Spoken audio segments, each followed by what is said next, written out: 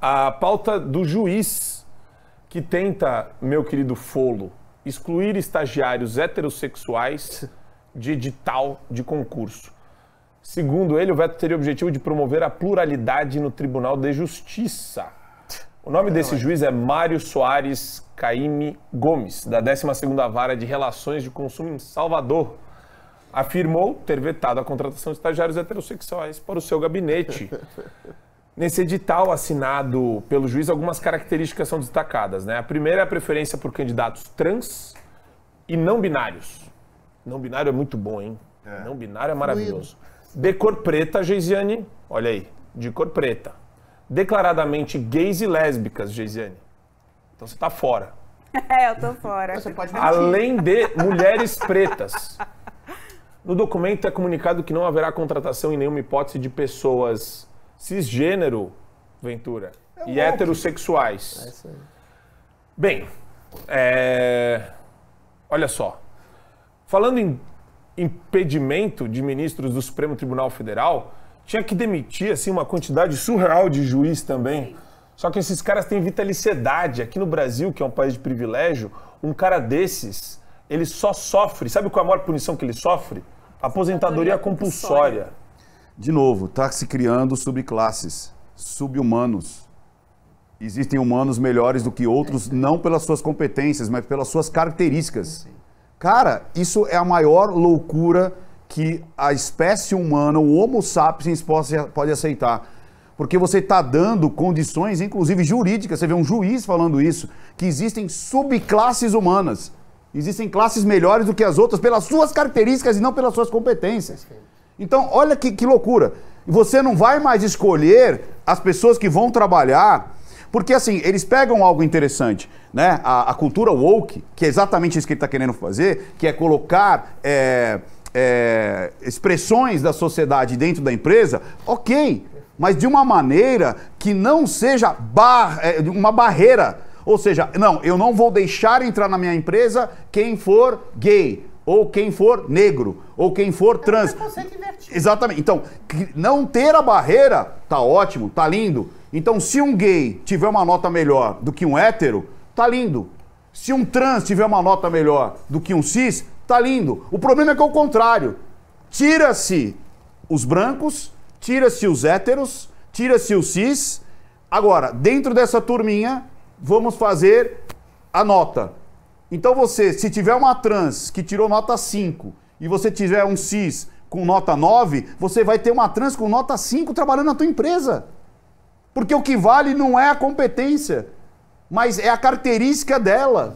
Olha onde a gente está chegando. Ou seja, nós não estamos mais não colocando, tirando a barreira, porque qual que é o barato? É tipo assim, olha, eu tenho aqui pessoas que tiraram nota 9. Então eu vou contratar. Ah, não, peraí, Adriles. Ela é negra, não vamos contratar. Não, isso é preconceito. Ah, não, ela é trans, é trans, não vamos contratar. Não, é o contrário. Ou seja, o que vale, o peso 2 da nota é, ah, você é negro? Tem peso 2. Ah, você é gay? Você tem peso 2. Ah, você é trans? Você tem peso 2. Então, se você tirou 6, vai para 12. Você tá entendendo a loucura?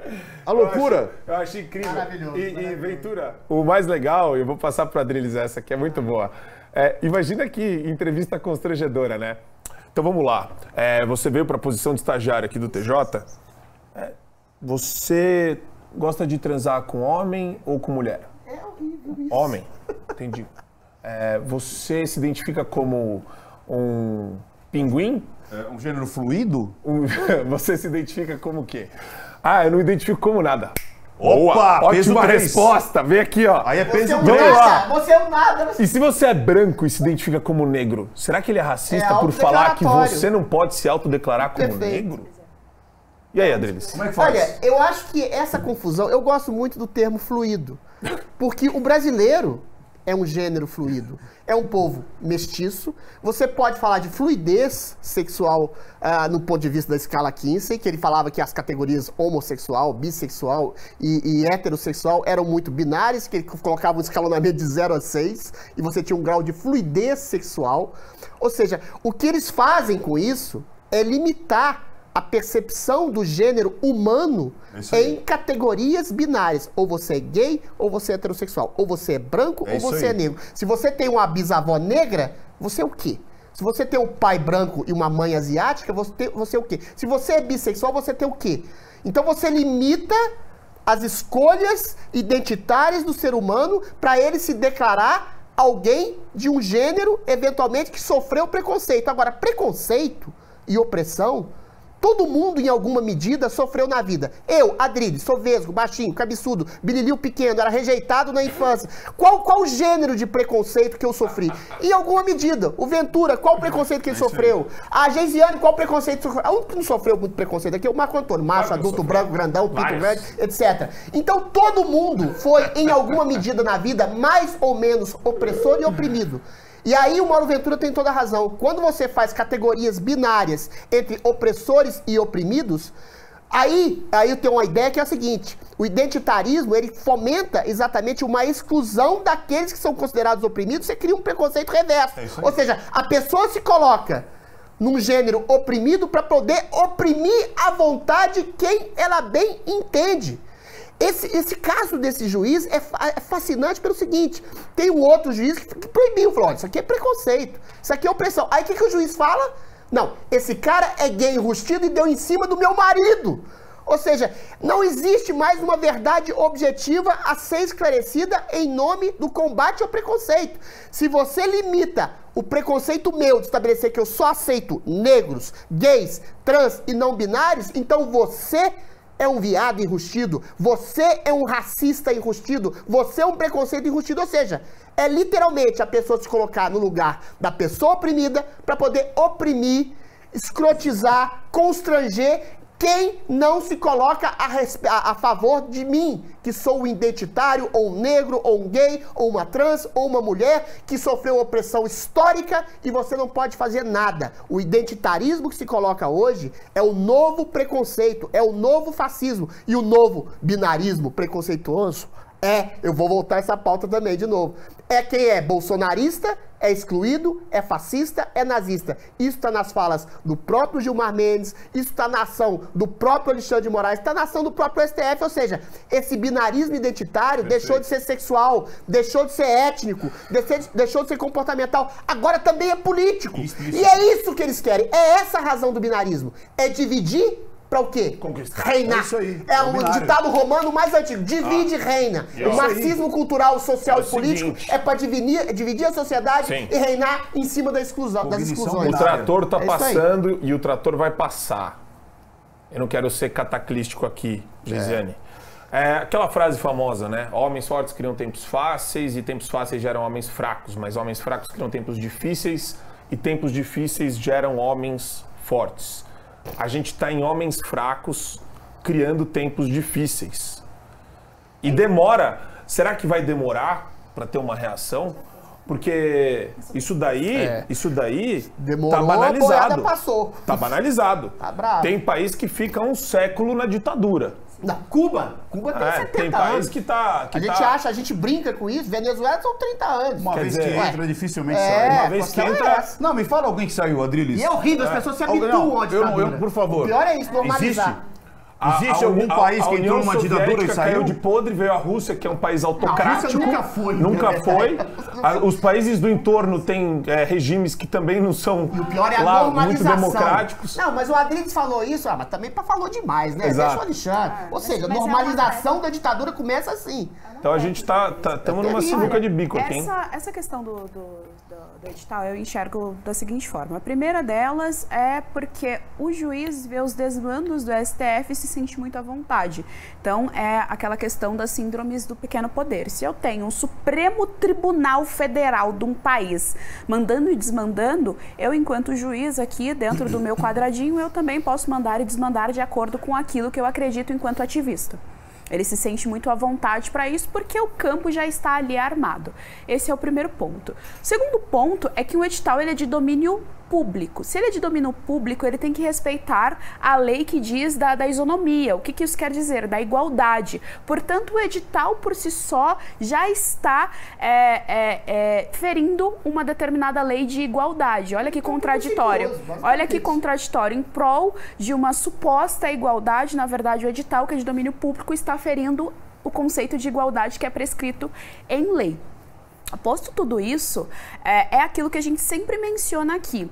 Os movimentos identitários, eles têm o aval de chancelar determinadas identidades. E aí, com essa chancela, essa pessoa que corresponde a determinada identidade e a um determinado pensamento, eu, por exemplo, não posso fazer isso, porque eu não correspondo a um determinado pensamento, que é o pensamento dos regressistas. Mas quem corresponde a uma determinada identidade, a um determinado pensamento, a uma determinada linha de raciocínio, tem a chancela, tem o aval de fazer aquilo que ela bem entender, inclusive o de entrar no edital pelo único e exclusivo fato dele ter relações sexuais com outro indivíduo que é do mesmo sexo que ele. Eu fico imaginando realmente, eu enquanto, se fosse uma empresa, eu enquanto dona de uma empresa, qual é a relevância que tem para um trabalho da realidade ali, do objetiva material, qual é a relevância, a forma como o Ricardo ou o Adriles está tendo relações sexuais. Não há a menor relevância para mim aquilo dali. Também não há menor relevância se é azul, amarelo, preto ou vermelho, não tem relevância. Eu tenho uma determinada função que exige uma determinada aptidão para realizar tal função e o meu objetivo final é crescer a minha empresa, ter mais lucro e te pagar, porque se eu cresço, eu te pago. E aí assim a gente vai tocando as nossas relações. Eu acho importante dizer também que essa questão do poder está muito atrelada ao Foucault. A gente fala sempre muito do marxismo, mas é o Foucault que coloca o poder de maneira individualizada. Então, Marco Antônio tem um determinado poder, porque ele é homem, ele é branco, e por si só ele já tem um poder dentro desse recinto, ele tem um poder maior do que eu, por exemplo, porque eu sou uma mulher negra e assim por diante. Então, veja, ele tira o poder de uma esfera institucional, ele tira o poder de uma esfera objetiva e passa a colocar o poder numa esfera subjetiva. E aí é o relativismo puro. Eu posso acordar amanhã e dizer que eu sou, sei lá, a princesa de um determinado país, porque eu posso ser trans. Eu sou uma princesa trans. Ou eu posso ser fluida. Eu acordei hoje, estou me sentindo princesa. Daqui a 2, 3 horas eu estou me sentindo Napoleão Bonaparte. Então veja, é instaurado uma noção de poder totalmente relativista. Então, o Google, por exemplo, aí isso chega nas esferas grandes. As pessoas acham que isso fica só na esfera identitária. Isso chega nas esferas grandes. O Alexandre de Moraes hoje pode olhar para o Google e falar que o Google está espalhando fake news, porque de acordo com o entendimento dele, portanto, com a subjetividade dele e com o relativismo dele, o Google está infringindo uma suposta lei que ninguém sabe qual que é. O Alexandre de Moraes é um transministro?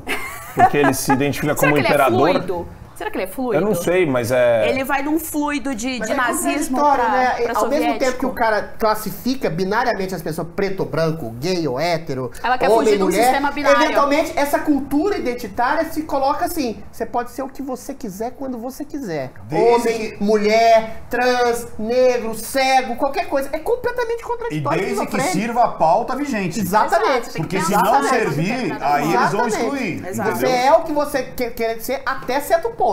Se você se adequa ao discurso que a gente quer que você faça. É isso aí. Então, no fundo, todo o argumento identitário é só um pretexto para excluir e censurar as pessoas. É isso aí. Mas é isso. Marxismo cultural é isso. É isso aí. Divide e reina. O adágio romano. Todo dia eu aprendo não só um pouco marxismo, com vocês. O Foucault também. O Foucault é que dá Mas o Foucault é marxismo cultural, meu amor. É porque as pessoas acham que não, né? As É a virada de não. chave da escola de Frankfurt. Mudou, ali não é que mais proletário, é todo mundo é oprimido.